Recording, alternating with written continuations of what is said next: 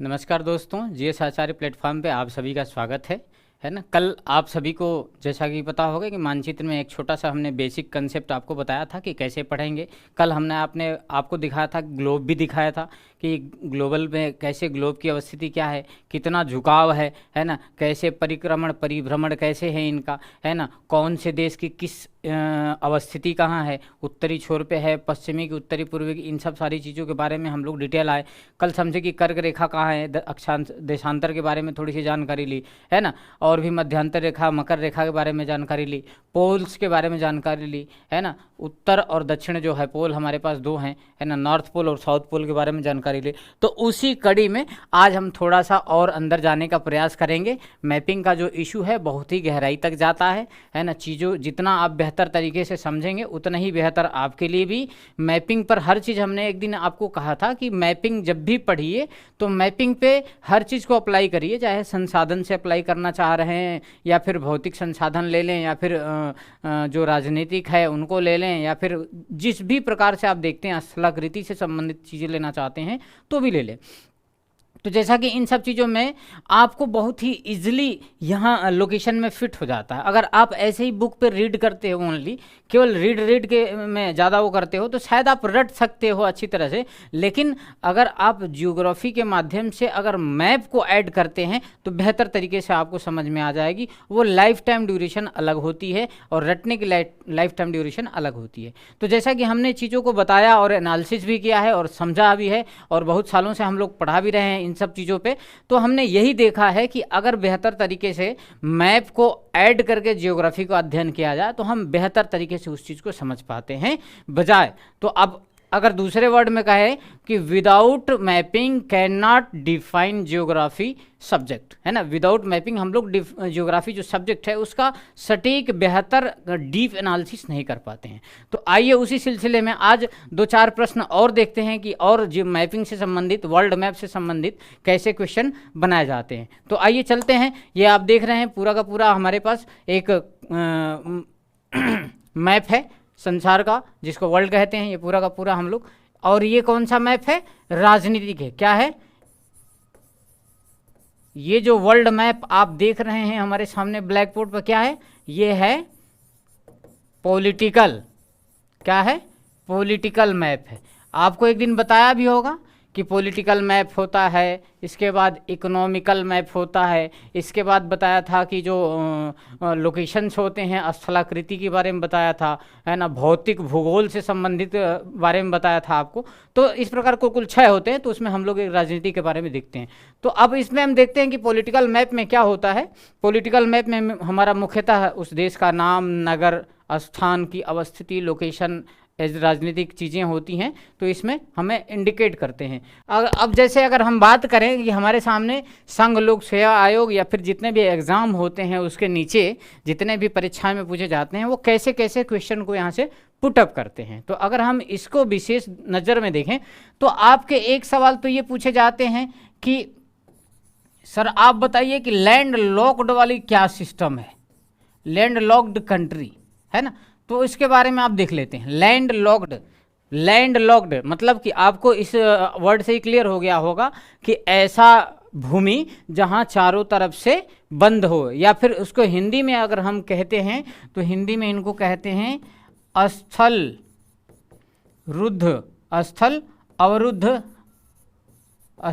अवरुद्ध देश। ठीक है, तो ये चीज़ देखते हैं। तो इसमें ये हो गया कि हमें ऐसा एक अवस्थिति चाहिए लोकेशन में जिसमें समुद्र का टच ना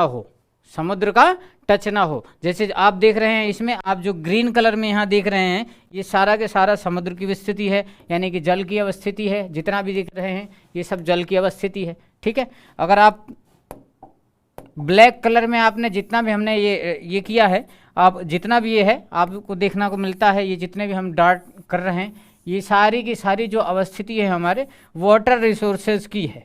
ठीक है, तो ये वाटर रिसोर्सेज जो होता है, इसके बाद आगे जो आप मैप देख रहे हैं, जितने ये अलग अलग कलर में आप देख रहे हैं, है ना, आपको दिखाई दे रहा होगा स्पष्ट तरीके से, अलग अलग कलर हैं हर जगह, कहीं रेड है, कहीं येलो है, कहीं पिंक कलर है, कहीं सॉइल कलर है, कहीं ये है। तो ये सारी जितनी भी अवस्थिति आप इसमें देख रहे हैं, ये सारी अवस्थिति क्या है, भूभाग की अवस्थिति, क्या है, भूभाग है, कहीं ना कहीं वो चीज़ स्थल से संबंधित है।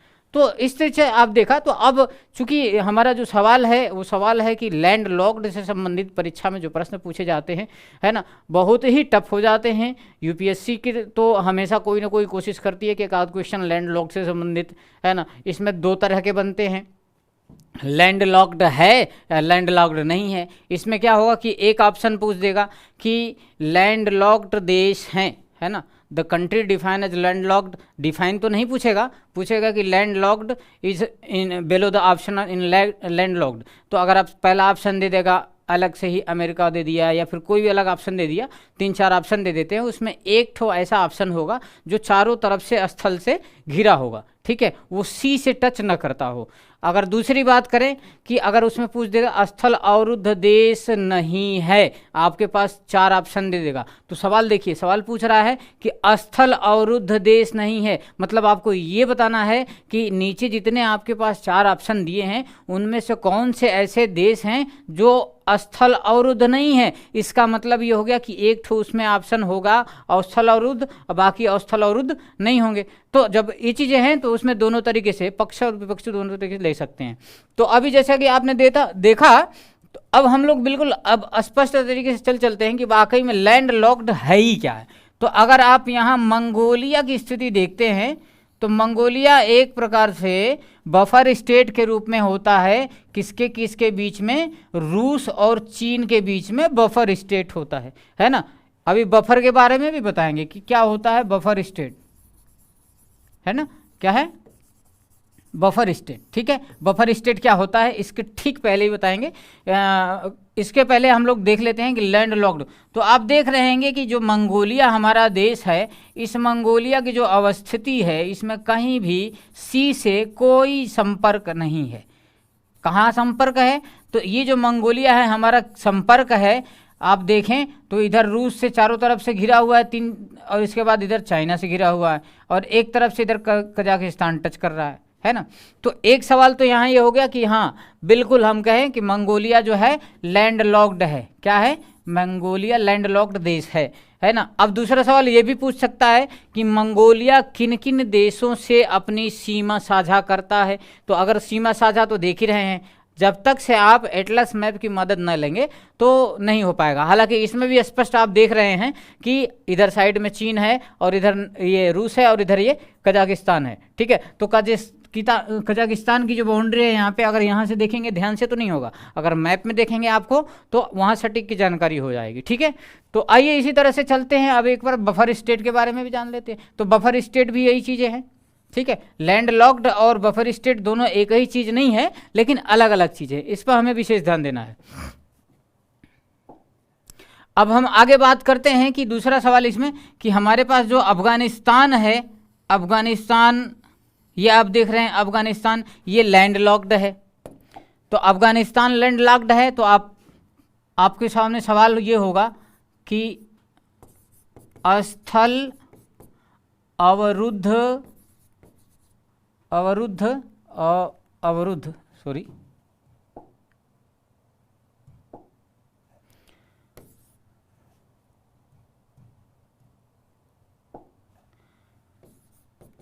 स्थल अवरुद्ध देश हैं, है ना। ये चीज़ें पहला ऑप्शन आपके पास दे देगा, क्या देगा, ऑप्शन आपके पास दे देगा मंगोलिया। अब चूंकि हमने अभी अभी बताया कि मंगोलिया बिल्कुल लैंड लॉक्ड है, और दूसरा ऑप्शन क्या बनाएगा, दूसरा ऑप्शन आपका यहाँ दे देगा जापान, तीसरा ऑप्शन दे देगा यहाँ पे ताइवान, क्या है, ताइवान, ठीक है। चौथा ऑप्शन दे देगा आपके यहाँ से कंबोडिया, ठीक है, कंबोडिया। तो ऐसे प्रश्न पूछा जाए तो हमारा ऑप्शन क्या हो जाएगा, मंगोलिया हो जाएगा, ठीक है। ठीक इसी प्रकार हम अभी बात कर रहे थे अफगानिस्तान की, तो अफगानिस्तान की अवस्थिति एक बार पूछेगा, जो अवस्थिति है अफगानिस्तान की अवस्थिति से 2-3 सवाल पूछ सकता है। एक सवाल तो ये पूछेगा, आपको पता है कि क्या है, स्थल अवरुद्ध देश है, अवरुद्ध देश है, जिसको इंग्लिश में बोलते हैं लैंड लॉक्ड कंट्री। ठीक है। दूसरा ये कह सकते हैं, सवाल में अगर पूछे तो सवाल से पूछने से संबंधित ये दिख रहे हैं। तो दूसरा अवस्थिति के बारे में अगर अफगानिस्तान की पूछें तो अफगानिस्तान पूछ देगा कि सीमा स्पर्श से संबंधित, आप देख लीजिए थोड़ा सवाल, सीमा स्पर्श कि कौन कौन सी सीमा स्पर्श करती है। तो देखिए इधर से आप देख रहे हैं, इधर पाकिस्तान देख रहे हैं एक साइड में, और हिंदुस्तान का भी सीमा टच करता है। ठीक है। इधर देखिए तुर्क में, मिडिल ईस्ट में, मध्य एशिया में, इधर देख रही हैं ये तुर्कमेनिस्तान है, इधर ईरान है ना। तो ऐसे ऐसे चीज़ें हम जब मैप में जाएंगे, एटलस में जाएंगे, तो उसकी मदद लेंगे तो हमें पता चल जाएगा कि क्या है लैंडलॉक्ड, और उससे संबंधित स्पर्श करने वाली जो भी वो हैं सवाल हैं, उन सब चीज़ों को हम हल कर पाएँ। अगर आप इसमें आएँ तो इसमें शायद आपको दिखेगा नहीं कि स्थल अवरुद्ध या स्थल अवरुद्ध है ही नहीं है। ठीक है। इससे संबंधित दूसरा प्रश्न बनता है। अब एक सवाल यहाँ पे बनता है कि दक्षिणी अमेरिका में कौन कौन से स्थल अवरुद्ध देश हैं। तो ध्यान रख लीजिए अभी से, एक पराग्वे है और एक क्या है, बोल्विया है ना। कौन कौन से हैं, एक स्थल अवरुद्ध जो है 2 है, इसमें एक पराग्वे है और एक क्या है, बोल्विया है। अगर इसके बारे में भी सीमा से संबंधित पूछे कि पराग्वे किन किन सीमा से स्पर्श करती है, तो आप कहेंगे कि ब्राज़ील से है, इसके बाद कहेंगे अर्जेंटीना से है, इसके बाद कहेंगे ये बोल्विया से है। ठीक है। ऐसे ही अब आगे अगर देखते हैं, बाकी अगर देखते हैं इसमें क्या देगा ऑप्शन, ये जो तटवर्ती देश हैं 3 ऑप्शन यहाँ से उठा देगा और एक ऑप्शन पराग्वे दे देगा, और इसमें पूछ देगा, पूछा भी है कई बार सवाल, पूछा भी है, पूछ देगा कि इनमें से कौन सा स्थल। तो आपको ऑप्शन लगाना होगा कि जो पराग्वे है, पराग्वे और बोल्विया दोनों की दोनों लैंड लॉक्ड हैं, लेकिन दोनों में कोई एक ऑप्शन देगा अगर दक्षिणी अमेरिका से सवाल बनाता है तो ऐसे आपने देखा, ऐसे बहुत सारे ऐसे आप यहाँ देख रहे हैं। यहाँ ये यूरोप में भी देखते हैं तो आप स्विट्जरलैंड की अगर बात करते हैं तो स्विट्जरलैंड लैंड लॉक्ड है ना। तो ऐसे सवाल हमारे पास आते हैं। अगर आप ये पूरा का पूरा, अगर आप दक्षिणी ये इसमें आते हैं, अफ्रीका में आते हैं, तो अफ्रीका में बहुत सारे लैंड लॉक्ड कंट्री हैं जिसका समुद्र से कोई स्पर्श नहीं है ना। इससे संबंधित आप चीज़ें हमेशा देखेंगे। अब इसके बाद आ जाए यहाँ पे, तो देखिए यहाँ पे नेपाल है, भूटान है ना। मध्य एशिया में तो सारे के सारे देख ही रहे हैं, मध्य एशिया में है ना, टच ना करता हो उसमें। तो ये सारी चीज़ें हम देखें कि लैंड लॉक्ड से संबंधित कैसे प्रश्न बनाए जा सकते हैं, आपने अभी अध्ययन किया। अगर दूसरा अध्ययन के बारे में अगर हम सोचें कि मैपिंग में और क्या अध्ययन, तो अगर हम बात करें सीमा स्पर्श करने से संबंधित, तो देखिए ये हमारा चार्ट है, अफ्रीका का एक देश है चार्ट। अब चार्ट से संबंधित पूछ देगा, चार्ट अपने आसपास के जो सीमा है साझा करता है किन किन देशों के साथ, तो आपको बताना होगा कि सूडान है, लीबिया है, इसके बाद नाइजीरिया है, और नाइजर है और नाइजीरिया है। ठीक है। और इसके बाद क्या है, इधर कैमरून है। तो ऐसे संबंधित आपको मैपिंग पे प्रैक्टिस करना पड़ेगा, तब जाके हमारी सारी की सारी परेशानियां हल होगी। अगर हम यहाँ अगर बात और चीज़ करें कि भूटान किन किन देशों में है, तो आप कहेंगे एक तरफ तो चाइना है, ये आपको स्पष्ट होगा, दूसरी तरफ इंडिया बैठा है, तो 2 ही हैं। ठीक है। इनमें से ऑप्शन है नहीं है, 2-3 चीज़ दे देगा आपको। अगर मध्य एशिया में जाएँ तो मध्य एशिया का पूरा पोर्शन ये है, मध्य एशिया का पूरा पोर्शन ये है। यहाँ देखिए कजाकिस्तान है, उज्बेकिस्तान है, किर्गिस्तान है, तुर्कमेनिस्तान है और ये जॉर्जिया है। ठीक है। तो हालांकि ये जो मध्य एशिया है, यहाँ से ये सारे के सारे मध्य एशिया में आते हैं। अब मध्य एशिया से सवाल अगर आपको बताना हो तो आराम से बनाया जा सकता है कि मध्य एशिया में उज्बेकिस्तान किन किन देशों के साथ अपनी सीमा साझा करता है। तो अगर आप सटीक मैप ध्यान रखेंगे तो आपको क्लियर हो जाएगा। तो इसी तरह से हमने देखा कि जैसे हम पहले दिनों पढ़े थे इंडिया के मैप में कि कैसे एक दूसरे की सीमा साझा करता है, उसी तरह से सेम एप्लीकेशन आप वर्ल्ड मैप के अलग अलग देशों पर भी अप्लाई कर सकते हैं। जैसे हम एक स्टेट को लिए थे, स्टेट में एक डिस्ट्रिक्ट तक हम पहुँचे थे। भारत का मैप अभी हम लोगों ने जो पीछे पढ़ा है स्टेट का देखे थे, स्टेट में हम लोगों ने मैप देखा था, शहर भी गया था, राज्य देखा था। तो वैसे ठीक इस पर अप्लाई करेंगे कि कौन कौन से शहर, कौन कौन से जो राज्य हैं आसपास में। आपको कन्फ्यूजन कराया कहाँ जाता है, हाँ ये ध्यान रखना है। कभी कभी सवाल आपसे एक क्वेश्चन ये पूछ दे जाता है, ये बहुत सारे छोटे छोटे इधर द्वीप हैं, ठीक है।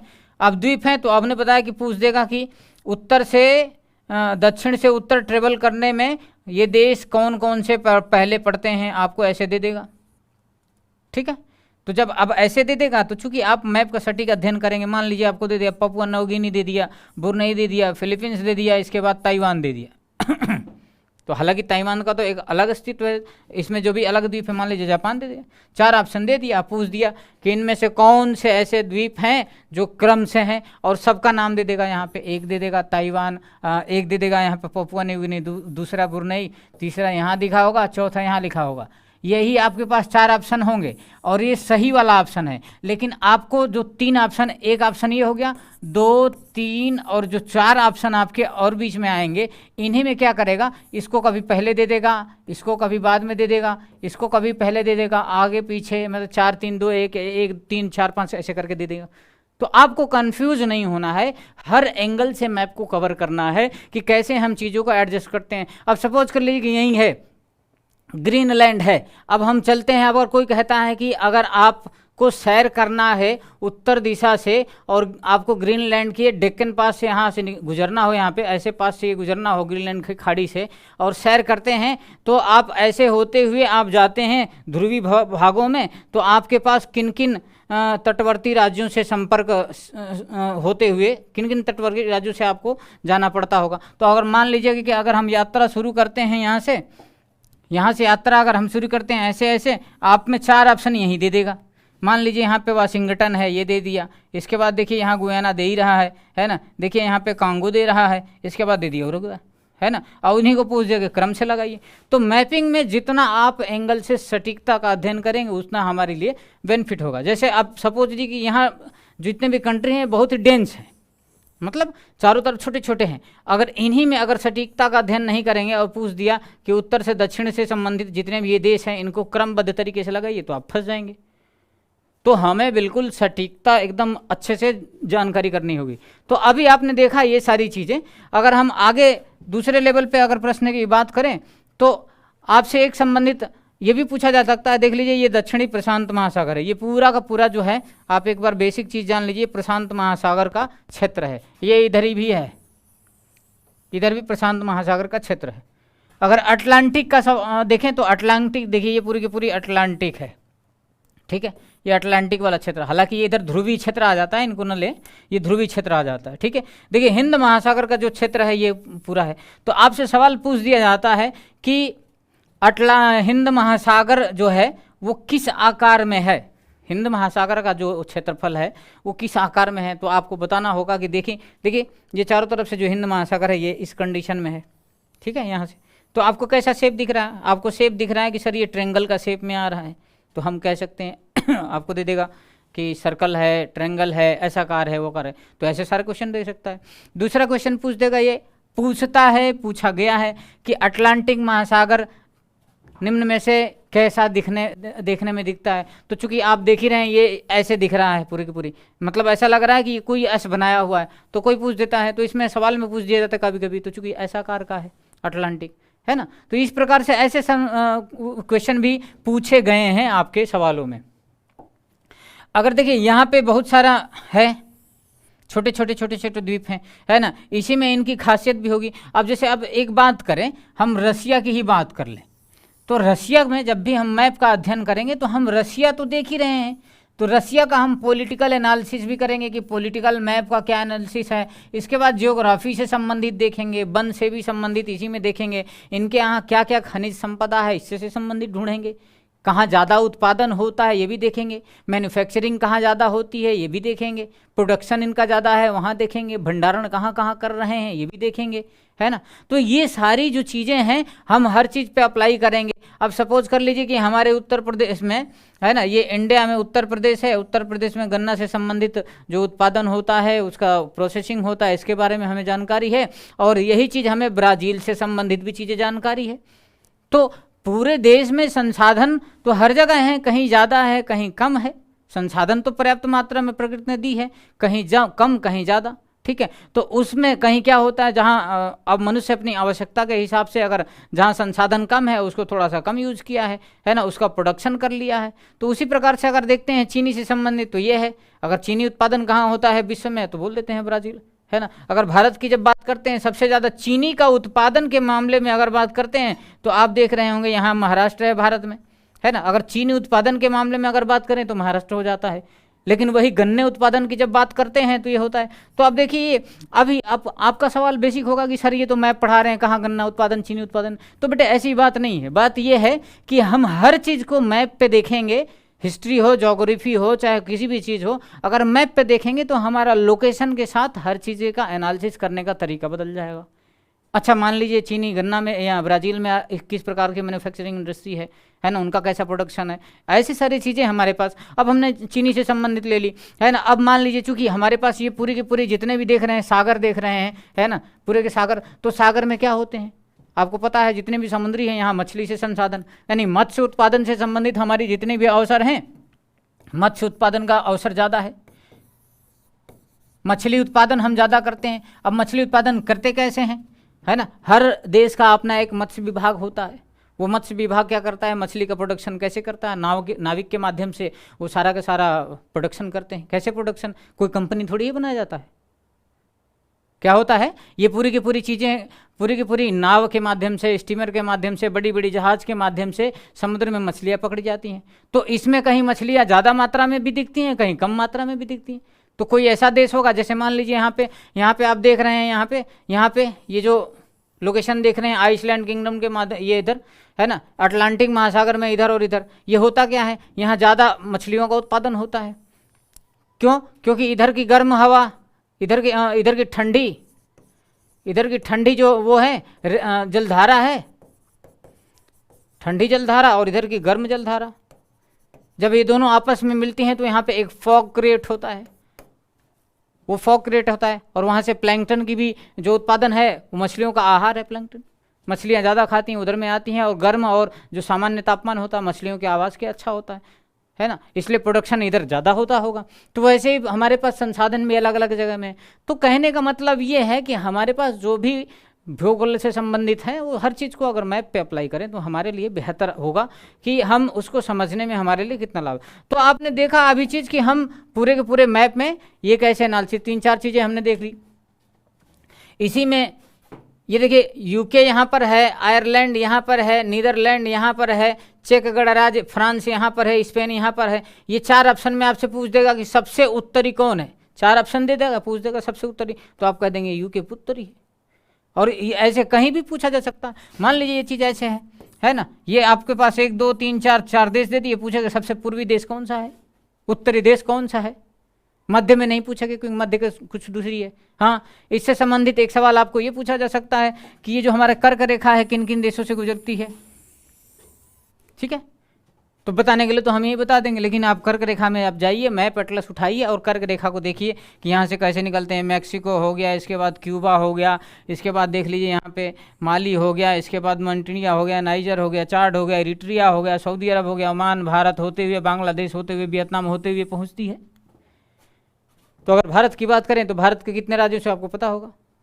तो यही चीज़ हमें एक एक चीज़ को अध्ययन करना है। वैसे ऐसे ठीक आप मकर रेखा के बारे में अध्ययन करेंगे, मकर रेखा कैसे कैसे किन किन देशों से जा रही है, ठीक है, तो आपको क्लियर होगा। अगर कोई सवाल ये भी बना सकता है कि जो ऑस्ट्रेलिया है, ऑस्ट्रेलिया किस रेखा से होती गुजरती है, ऑस्ट्रेलिया किस रेखा को 2 भागों में बांटती है, या जो मकर रेखा है ऑस्ट्रेलिया, मकर रेखा का ऑस्ट्रेलिया का संबंध है, आप देख ही रहे हैं।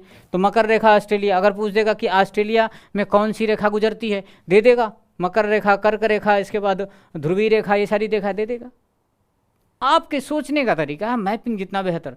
तो अभी आप लोगों ने देखा कि पूरी की पूरी मैपिंग कैसे हम लोग एनालिसिस करते हैं, लैंड लॉक्ड क्या होता है, सीमावर्ती कैसे पता करते हैं, उनके संसाधन के बारे में कैसे पता करते हैं, कौन से देश में ज़्यादा प्रोडक्शन होता है ना, ये जो महासागर हैं, सागर हैं, ये देखते हैं। एक छोटा सा और सवाल बता देते हैं आप लोगों को लिए। तो आप बहुत सारे इसमें देख रहे होंगे, तो इसमें चूंकि ये जो दिख रहा है, झील भी दिख रहा होगा, है ना, सागर है, महासागर है, झील है, नदी है, तालाब है।